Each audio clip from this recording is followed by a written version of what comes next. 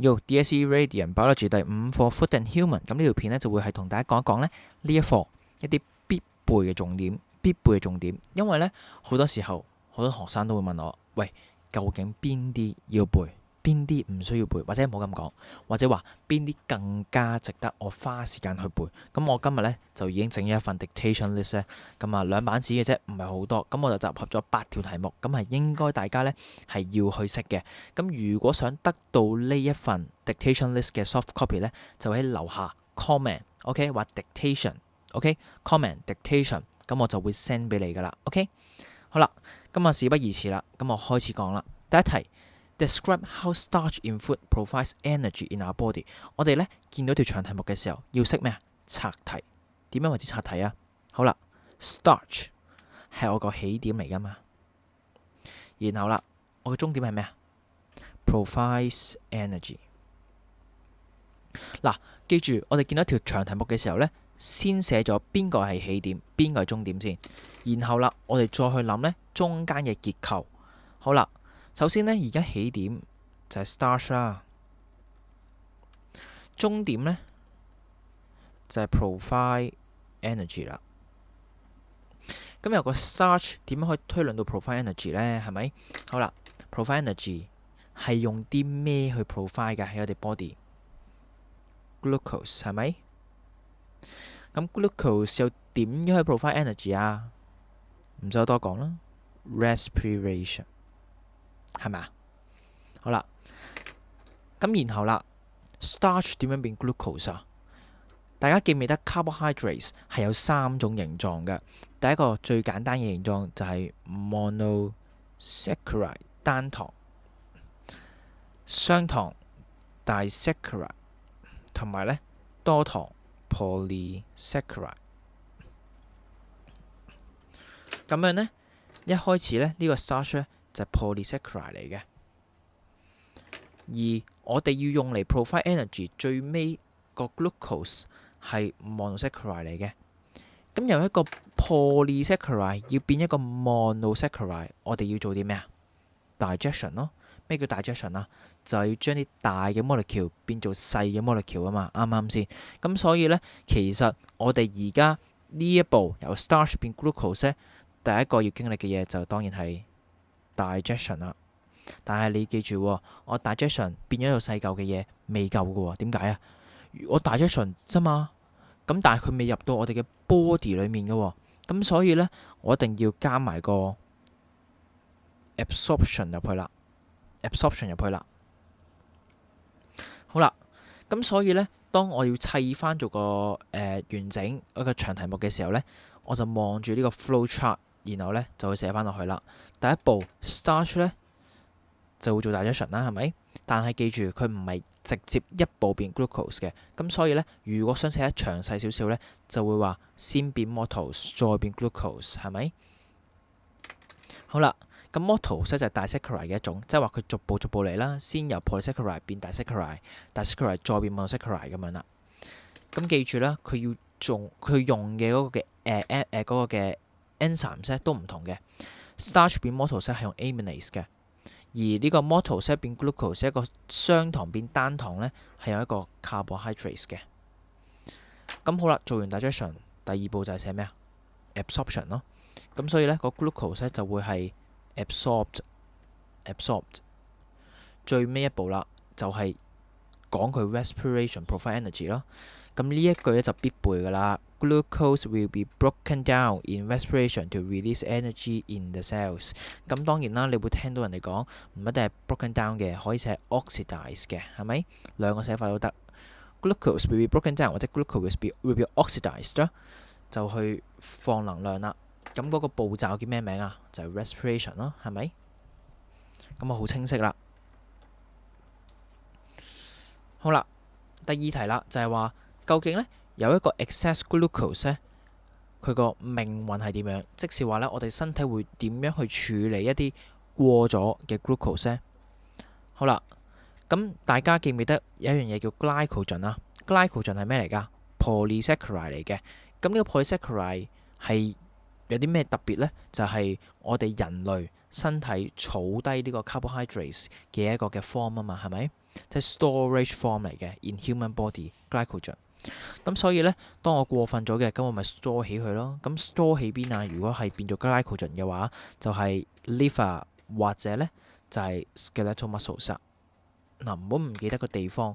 我知好多同學都記得glucose 多咗儲起佢就會變 glycogen。咁但係儲喺邊呢？liver skeletal muscles 呢個要記住嘅。好啦，咁但係如果真係非常非常非常之多嘅 glucose 咧，咁冇辦法啦，就會變做 lipids 變脂肪啦。咁脂肪又會儲喺邊啊？皮下啦，係咪？咁就 under skin 啦，同埋咩啊？就 around 我哋啲內臟啦。咁記住啦，佢儲喺呢兩個地方咧係有唔同嘅功用嘅。例如，如果係儲喺個內臟外面包圍住佢嘅，咁你俾人打嘅時候都可以幫佢避震啦，係咪啊？咁嗰個就會叫咩啊 ？shock absorber 啦。咁但係如果咧嗰啲嘅 lipids 係儲喺你皮下面咧，咁就係咩啊？一個嘅 insulator of heat 啊，即係話咧就令到你身體啲熱力咧唔好咁快散出去外面啊，就係幫你保暖嘅。好啦，第三題啦，就係話啦，究竟我哋身體如何會使用 protein 去放能量？但係你記住，當我哋要用 protein 去放能量嘅時候咧，代表我身體咧已經係非常非常非常之缺乏啲咩啊 glucose 啊 ，OK， 或者話缺乏 carbohydrates 啊，同埋咩啊，就係 lipids 啊。因為咧正常嚟講咧，放能量嘅次序咧係第一 carbohydrates 啊，第二啦 proteins 啊，第二啦 lipids 啦，最尾咧就係 proteins 噶嘛。咁所以咧，當我要用到 proteins 去放能量嘅時候咧，就代表我哋前面兩個咧都已經用完啦。好啦，咁當我真係要用到 protein 去放能量嘅時候，究竟係點樣放呢？首先，我 protein 食入肚之後咧，第一步當然就係做 digestion 啦。digestion 就係會將 protein 變翻做一個 basic form 就係 amino acids 啦。咁然後做完 digestion 就係咩啊？absorption 咯，咁所以佢就會absorb 咗我哋 body 裏面啦。好啦，咁我哋而家 body 裏面咧就有一個叫 amino acids 喺度。咁但係你記住啦 ，amino acids 咧係有兩個 group 嘅。第一個 group 咧就係 amino group， 另一個 group 咧我就叫做 remaining parts 啦。OK， 好啦，咁變咗做一個 amino group 同埋一個嘅 remaining parts。咁我想問下啦，究竟係邊一 part 咧係負責我哋去放能量咧？咁當然就係我哋嘅 remaining parts 啊。好啦 ，amino group 咧其實就係我哋平時話咩 deamination， 我哋話 excess 嘅 amino acids 就會 be broken down by deamination 㗎嘛。如果大家有記得嘅話，好啦，咁所以呢個 amino group 咧。OK 就會係變咗做 urea， 然後咧就 excreted in urine 啦，係咪？好啦，咁個 remaining part 咧就會係用嚟做 carbohydrates 嘅。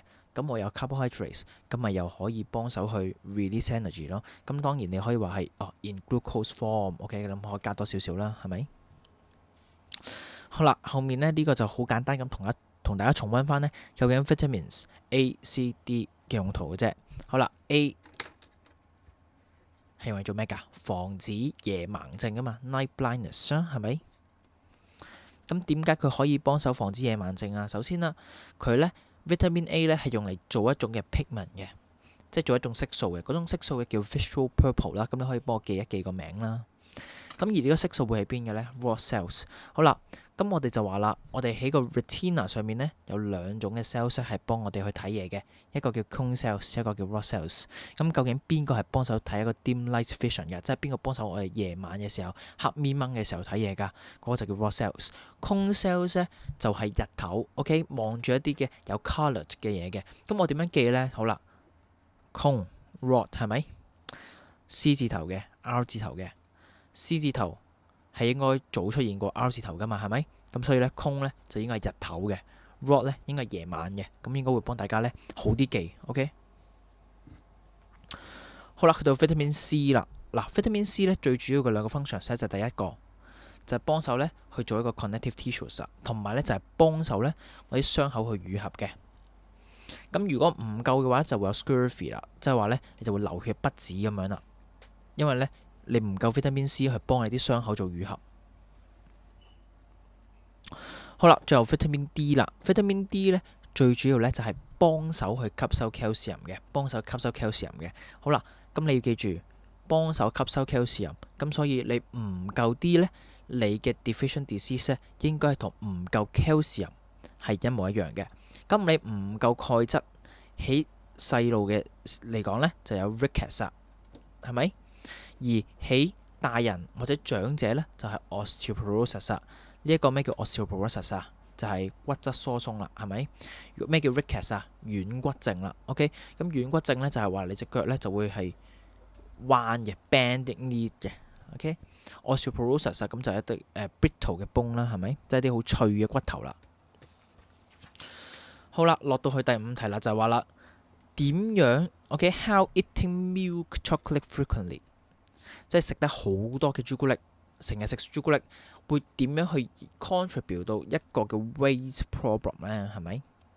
好啦，首先記住增肥減肥，寫低增肥啊減肥啊嘅一個口訣就係咩呢？大定係細？咩叫大定細呢？好啦，你要諗下，究竟係你嘅 energy intake 大啲啊，定還是你嘅 energy requirement 大啲啦？好啦，即是話，如果我要增肥嘅話，即係我要重咗啦，咁即係話我 intake 應該係點啊？大過 requirement 咯，即係我比原本我需要嘅能量多咗啦，咁我咪增肥咯，係咪？好啦，點樣為之減肥啊？就係 intake 係細過我個 requirement 咯，我唔夠咯，咁我就會減肥咯，我會用到我哋身體裏面 store 咗嘅嗰啲 energy 咯，係咪啊？咁所以呢，增肥減肥一定要寫呢一句，大定細 intake 大啲定係 requirement 大啲，呢句一定要寫落去嘅。OK， 好啦，咁當你發現啦 intake 係大啲嘅，咁即係話呢，我就會有嘢係儲咗喺身體裏面，咁先會令到佢肥咗噶嘛，係咪？咁所以呢 excess 嘅 energy 就會 store 咗啦。嗱，後面呢2點呢，希望大家係要記住嘅，必定要寫嘅。好啦，咁但係你記住啦，頭先講過啦，起點終點定律，即是話呢 milk chocolate 係起點嚟噶嘛，終點先係 weight problem 啊嘛。咁所以話呢，我應該係第一步劈頭呢係要寫 milk chocolate 先嘅，劈頭係要寫 milk chocolate 先嘅。咁首先呢，你就要解釋點解 milk chocolate 係會令到佢嘅 energy intake 咧咁高啦，就係因為佢裏面有好多 fat 啊、sugars 啊，係有個 high energy content 嘅。好啦，終點係咩啊 ？weight problem 啊嘛，咁所以你唔好寫到呢度收手喎，你要加多句佢有啲咩 problem， 就 overweight 啦，係咪？好啦，第6題啦，就係話啦 ，explain 究竟呢一個 intense exercise 咧點樣去幫一個人去減重？嗱，見到啊，減肥就一定要有呢一點啦，就係 intake 係低過個 energy requirement 啦 ，intake 低過個 requirement 啦。因為而家係問緊你減肥啦，減肥就係細啦，增肥就係大啦，即係個 intake 大過 requirement 啦，定 intake 細過個 requirement 啦。係啦，咁下面楞住佢嗰點呢，就啱啱好唔同啦。因為呢，如果我食嘅嘢係比我原本需要嘅多，咁我就會儲起佢啦，係咪？咁但係不過而家個 intake 呢係低過我 requirement，咁我就會用嗰啲儲咗嘅嘢啦，係咪？咁即係話咧 stored 嘅 energy 或者 stored fat 啊，最好寫翻個 fat 啊，即係儲低咗嘅脂肪咧，就會咧係用到去 release 個 energy 嚟幫手。咁但係都係嗰句啦，我而家個起點係咩啊 ？intense exercise 啊嘛，一個劇烈嘅運動啊嘛 ，OK， 或者經常去做運動啊嘛。好啦，一個 intense exercise 係我哋個起點，咁你諗下點解 intense exercise 係會令到佢個 requirement 咧係高咗？點解啊？因為做呢個 intense exercise 嘅時候係需要 muscle contraction 噶嘛，咁 muscle contraction 就係需要 energy 咯，咁就會令到佢 energy requirement 高咗，係咪？而 energy intake 咧就不變，即係同原本一樣嘅。咁呢邊高咗，呢邊不變，咁咪真係代表 intake 就會比我 requirement 低咗咯。好啦 ，difference of dietary iron requirement 啦，即係話呢一個鐵嘅需求啦。第一就係男人第二咧就係女人，即係兩個咧去做一個嘅 comparison 嘅。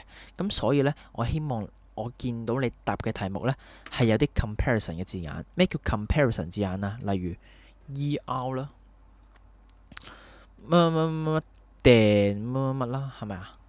嗱，呢啲字我要見到噶。more 啦，less 啦，而唔係 many 啦，唔係 little 啦。我唔要呢啲字，因為 many 啊、little 啊、a lot of 啊，呢啲其實係講緊一個單邊，你係冇一個 comparison 嘅意識喺度嘅。我要見到嘅咧係有啊、than 啊呢啲字嘅。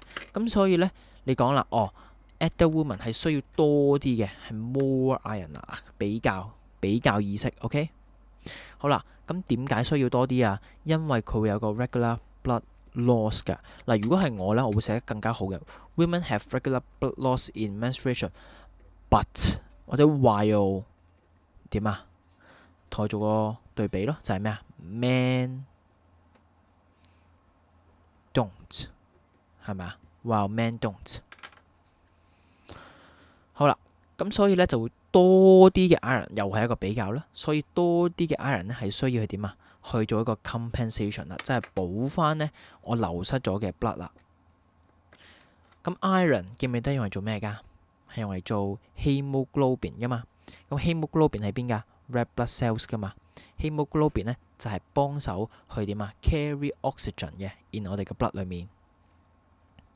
咁所以咧 more iron 就需要咧去做翻啲 hemoglobin 啦。好啦，最後一題啦。究竟啊一個 protein 係一個 teenagers 同埋咧一個嘅 adults 係有啲咩嘅唔同咧個 requirement？ 首先咧，佢話俾你聽啦，係 same sex 嘅，咁即係話咧，你唔應該同佢拗，喂，係咪一個男一個女啊？嗱，佢唔會有呢個嘅爭拗嘅，因為佢已經話埋俾你聽個 sex 係一樣嘅。咁即係話咧，而家你要比較嘅係咩啊？就係個年齡上面嘅唔同啦。